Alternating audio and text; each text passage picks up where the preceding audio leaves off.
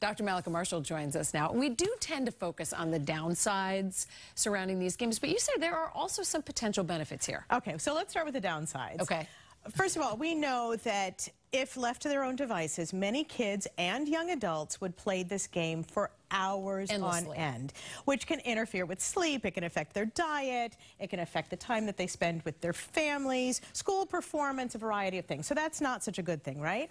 And it's a violent game. You're basically trying to eliminate other players and, in essence, kill them with guns and other weapons, but on the flip side, it's not bloody. It's not bloody, it's not gory, so it's not violent in that way. And one thing I like about it is that it does have a strong social component. So kids are interacting with other children either in the same room or some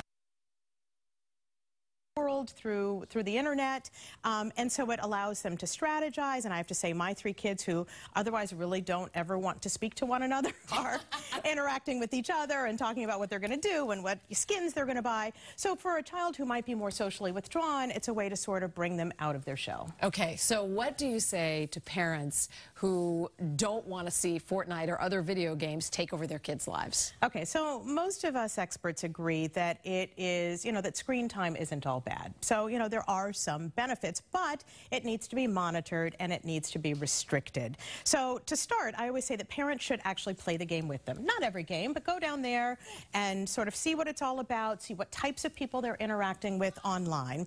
Explain to your kids that playing video games is a privilege, it's a treat, and that there are rules. And so you may only be able to play during certain hours of the day or for a certain number of hours a day. And if they break those rules, there have to be consequences. And that's where we have to be a lot more consistent than many of us are, including myself.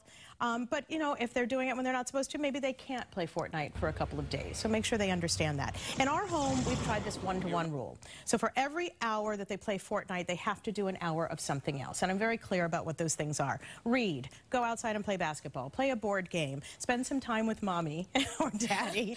And we sort of hold them accountable for that. The other thing parents can do is through a lot of cable companies, there are parental controls. So you can limit it, you can set alarms if your child is using it for too long, and you can also monitor who they're talking to online because you do worry about predators. Well, now that the new season is out, I'm sure a lot of parents are taking notes right now about to employ those suggestions. That's Doctor, right. thank you. You're welcome.